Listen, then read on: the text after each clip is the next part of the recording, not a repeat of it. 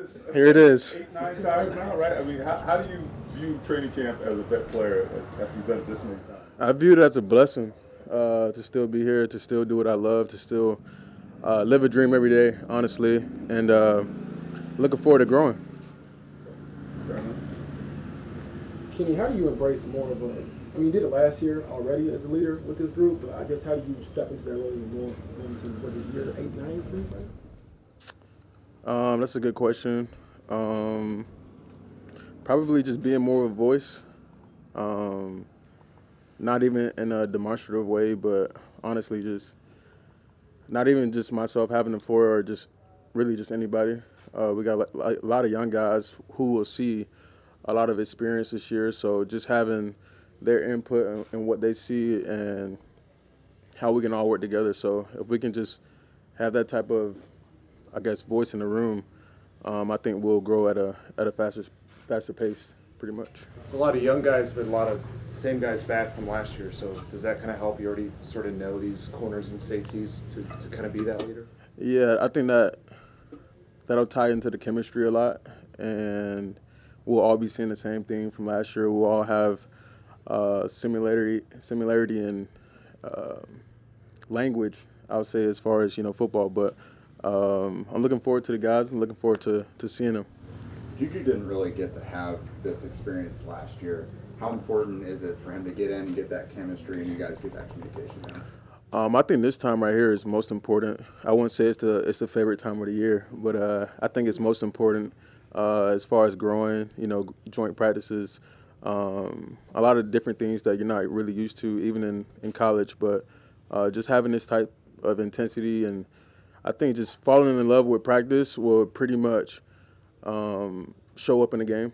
And so whenever you can't enjoy practice or you're not able to practice, you're putting yourself at a fault. So just doing your best to be durable, doing your best to gain the trust of your teammates, gain the trust of your coaches. I think that all starts in practice. So it's the only way it'll correlate to the game. Ken, you were a young corner once who made a big jump, in your ability from year 1 to 2 to 3. You have a lot of young corners now. They want them to make hopefully a similar jump. What enabled you? What do you think you go back to look at that? What do you think helped you make that jump more than anything? More than just a chip that I had on my shoulder or still have, I would say being coachable, not really having the habits or not really falling on my own understanding of what I want to do, but more so just following and believing what the coach had for me and how can I be better put into his playbook and how can he use me in his own way. And that just, us being creative, us, wanting to win. And, yeah, that's something that I loved, as a young player is trying to figure out how can I help the team best as possible. And whatever role that I was given or whatever role that I had at the time, I really just wanted to fulfill that role. Kenny, you're talking about the secondary having continuity, but the whole defense returns pretty much every starter from last year. How does that 11-as-1 kind of chemistry help you start training camp fast? Like I was saying before, it'll be very, very important for us to have shared language, the IQ, the vision, the standard. Everybody already know the standard, so it won't be us, taking a couple steps back to, try to reteach a new guy or free agent, whoever it is. We already know who it's going to be, and so from there, we just got to stay healthy and follow it from there. Kind of off that, just going into this season, what do you see or expect from this secondary as a whole? I would say limiting mistakes, whatever we were hit with last year or whatever, the storm is coming, we all know that. And so I think like the petty mistakes, I don't really like those. So like I said, if we just be intentional with practice and we be intentional with all phases of training camp and all phases of, growing throughout the season, I think that's my biggest challenge. And I think for the most part, younger guys, they want to be their best right now in training camp. You know, day one, tomorrow, or in joint practices, whatever it is. But, you know, just having that grace with yourself and with your teammates to be able to be their best in November, December, that's always my quest of the season, not putting so much pressure on myself, you know, early on. Obviously, we have a, you know, division opponent week 1. I'm not saying I don't want to be my best week 1. I'm saying I want to be my best, you know, gradually over the course of the season. And then in November, December, I'm at my best. I'm at my full form. My win is good. And pretty much I don't really have to think that late in the season. It's pretty much like my body is just taking over. I'm just here trying to dodge guys like Grove and Z. And so, yeah, that's just how I see the season. Kenny, how much more comfort level is there getting into the second year with Shane Steichen instead of last year?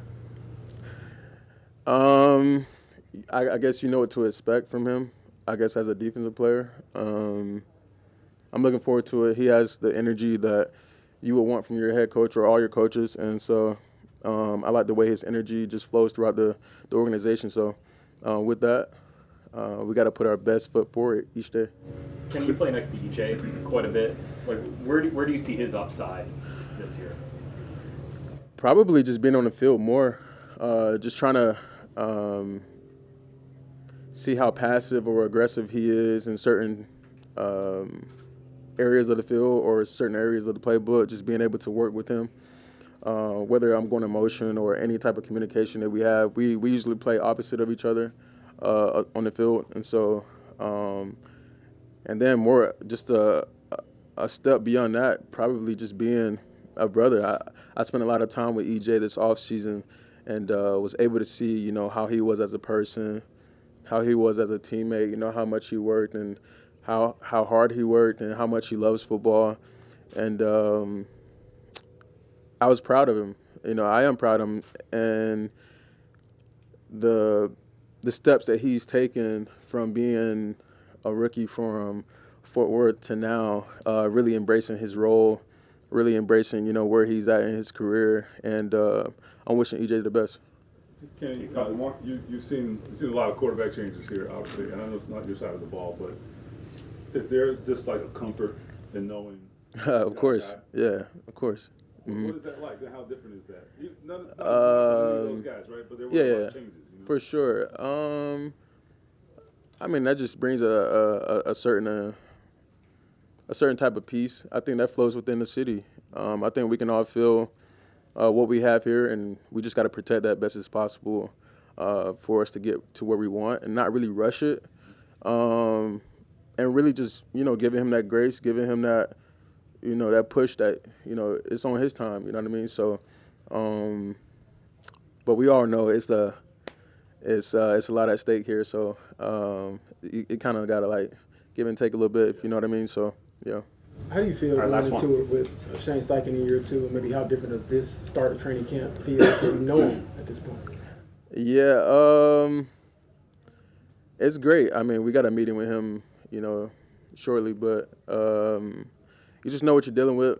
There's no surprises. I'm not a guy that likes surprises, so I'm always trying to fill out, you know, new coaches like, oh, should I ask him this? Should I ask him that? So he's a very cool coach, laid back, a guy I can call up anytime, you know, if it's football or not. So I like the relationship that we have with him, not only speaking of myself, but, you know, guys who may not think that they can call him up, they can actually call him up. So I like the relationship that he has with his team, his players, and, you know, we all walk side by side, so I love it.